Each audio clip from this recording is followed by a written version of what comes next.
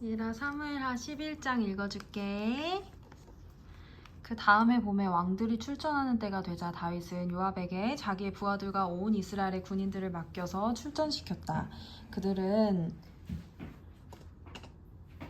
암몬 사람을 무찌르고 랍바를 포위하였다. 그러나 다윗은 예루살렘에 머물러 있었다. 어느 날 저녁에 다윗은 잠깐 눈을 붙였다가 왕궁의 옥상에 올라가서 거닐었다. 그때 그는 한 여인이 목욕하는 모습을 옥상에서 내려다보았다. 그 여인은 아주 아름다웠다.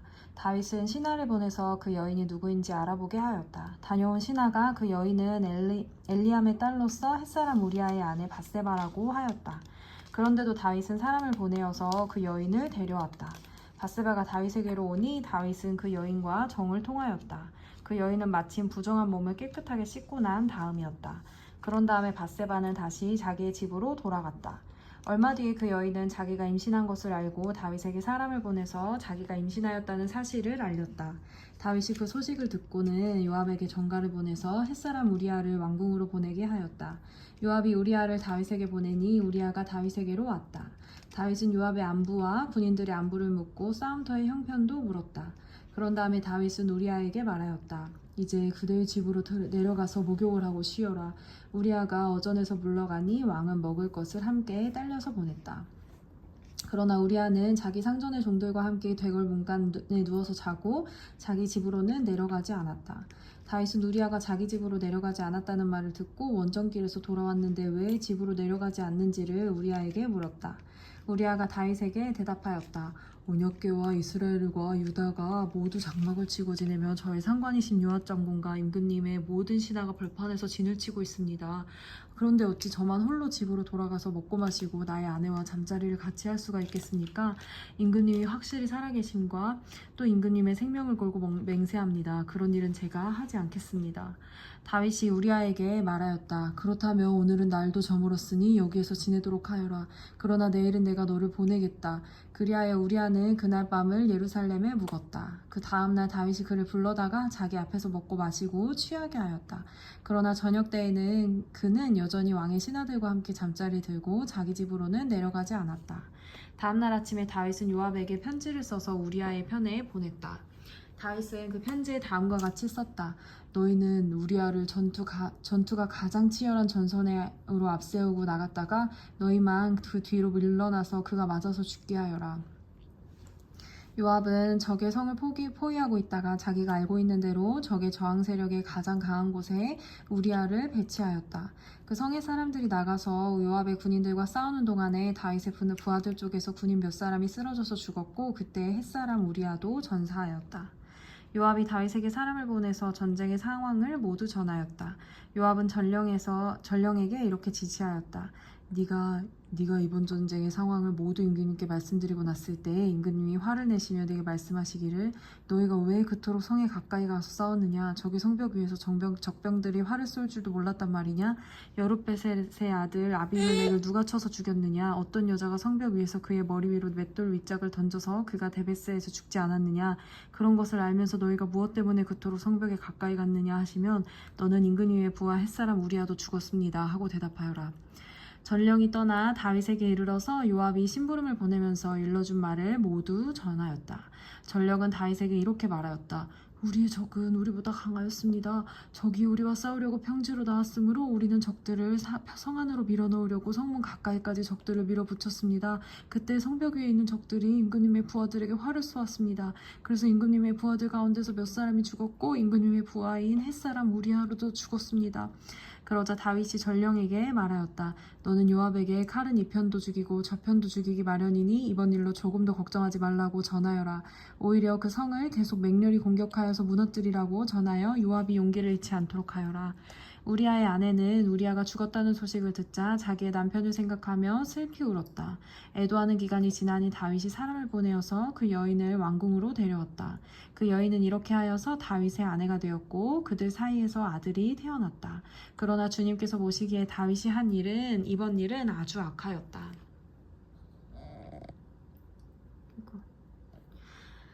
사무엘하 12장. 주님께서 예언자 나단을 다윗에게 보내셨다. 나단은 다윗을 찾아와서 이런 이야기를 하였다.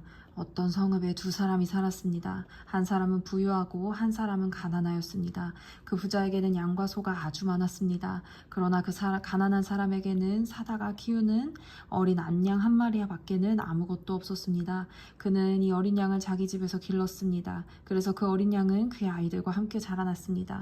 어린 양은 주인이 먹는 음식을 함께 먹고 주인의 잔에 입는 것을 함께 마시고 주인의 품에 안겨서 함께 잤습니다. 이렇게 그 양은 주인의 딸과 같았습니다. 그런데 그 부자에게 나그네 한 사람이 찾아왔습니다. 그 부자는 자기를 찾아온 손님을 대접하는데 자기의 양떼나 소떼에서는 한 마리로도 잡기가 아까웠습니다. 그래서 그는 그 가난한 사람의 어린 암양을 뺏어다가 자기를 찾아온 사람에게 대접하였습니다. 다윗은 그 부자가 못마땅하여 몹시 분개하면서 나단에게 말하였다. 주님께서 확실히 살아계심을 두고서 맹세하지만 그런 일을 한 사람은 죽어야 마땅합니다. 또 그가 그런 일을 하면서도 불쌍히 여기는 마음이 전혀 없었으니 그는 마땅히 어린 암양을 4배로 갚아주어야 합니다. 나단이 다윗에게 말하였다. 임금님이 바로 그 사람입니다. 주 이스라엘의 하나님이 이렇게 말씀하십니다. 내가 너에게 기름 부어서 이스라엘의 왕으로 삼았고 또 내가 사울의 손에서 너를 구하여 주었다. 나는 네 상전의 왕궁을 너에게 넘겨주고 네 상전의 아내들도 네 품에 안겨주었고 이스라엘 사람들과 유다 나라도 너에게 맡겼다. 그것으로 부족하다면 내가 너에게 무엇이든지 더 주었을 것이다. 그런데도 너는 어찌하여 나 주의 말을 가볍게 여기고 내가 악하게 여기는 일을 하였느냐? 너는 햇사람 우리아를 전쟁터에서 죽이고 그의 아내를 빼앗아 네 아내로 삼았다.